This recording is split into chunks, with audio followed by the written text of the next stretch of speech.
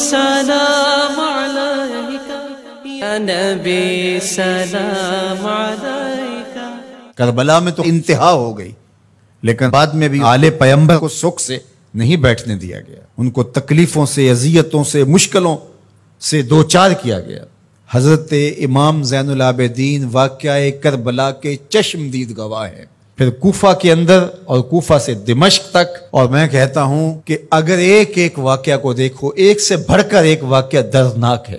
جب یہ تاراج قافلہ، لٹا ہوا قافلہ مدینہ المنورہ میں داخل ہوتا ہے، اور یہ خبر پہلے پہنچ گئی کہ وہ لٹا ہوا قافلہ مدینہ المنورہ میں داخل ہو رہا ہے، تو تمام اہل مدینہ گھروں سے باہر، حتیٰ کہ مخدرات بھی، خواتین بھی گھروں سے باہر نکل آئیں۔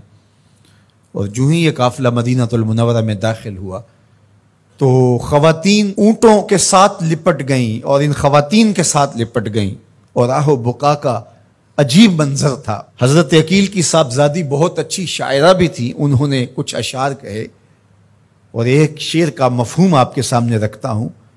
وہ چیخ چیخ کے کہہ رہی تھی، قافلے والو تم تو آ گئے ہو، مدینہ المنورہ کی کھجوروں کی شاخیں پوچھ رہی ہیں حسین کدھر ہے۔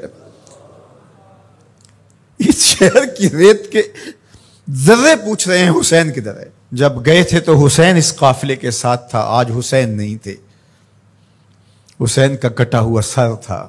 کیا آنسو بس سے ہوں گے اور کیا کیفیت ہوئی ہوگی اس وقت جب یہ قافلہ مدینہ المنورہ پہنچا، اور پھر سیدھا حضور کے روضے پہ، اپنے نانا کے حضور، اپنا دکھڑا جب انہوں نے پیش کیا۔ لفظوں میں وہ زندگی اور جان نہیں ہے کہ اس کیفیت کو بیان کیا جا سکے۔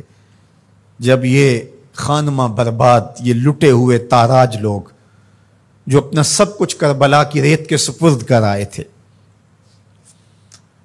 زینب جب گئی تھی تو اس کی گود بھری ہوئی تھی، اب خالی گود سے مدینہ میں داخل ہو رہی۔ اون و محمد قربان ہو چکے ہیں، قاسم شہید ہو چکے ہیں، علی اکبر شہید ہو چکے ہیں،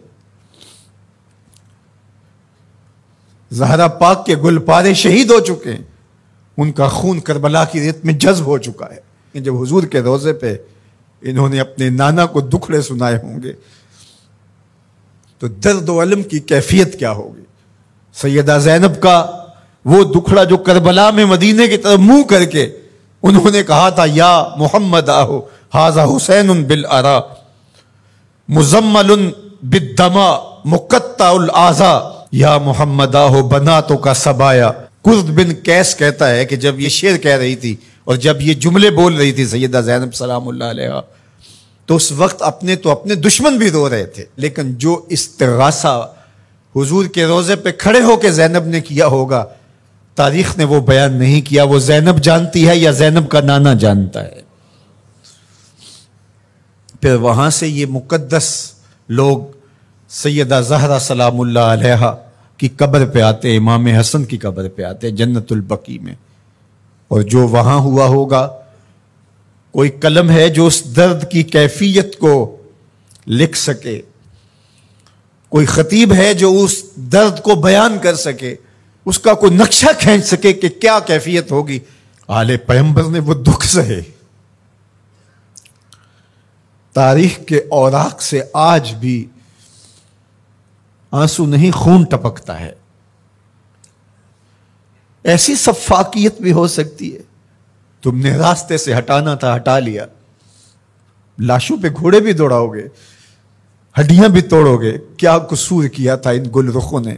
میرے تو حضور نے کہا تھا اذکرکم اللہ فی اہل بیتی، میں تمہیں اپنے اہل بیت کے بارے میں اللہ سے ڈراتا ہوں، میرے اہل بیت کے بارے میں کوتاہی کا ارتکاب نہ کرنا، میرے اہل بیت کے بارے میں معاملے کی حساسیت کو سمجھنا۔ اذکرکم اللہ فی اہل بیتی 3 مرتبہ حج کے موقع پر میرے حضور نے کہا تھا کہ میں اپنے اہل بیت کے بارے تمہیں اللہ سے ڈراتا ہوں، اپنے اہل بیت کے بارے تمہیں اللہ سے ڈراتا ہوں۔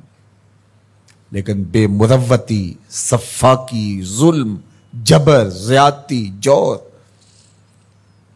شقاوت اس انتہا کو پہنچ گئی۔ دعا کرو کہ موت اہل بیت کی محبت میں آئے، قیامت کے دن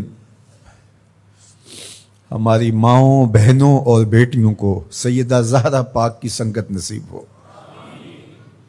اور ہمیں قافلہ حسینی میں شامل ہونے کی اللہ توفیق دے۔ جوانان جنت کے سردار امام حسین ہیں، تو ان سے تو بنا کے رکھنی پڑے گی، پھر جنت تو تبھی نصیب ہوگی۔ جنت کے جوانوں کے سردار ہیں امام حسین رضی اللہ تعالیٰ عنہ، اور ان کی محبت دین قرار پایا، ان کی محبت سکھائی گئی، ان کی محبت کی ترغیب دی گئی۔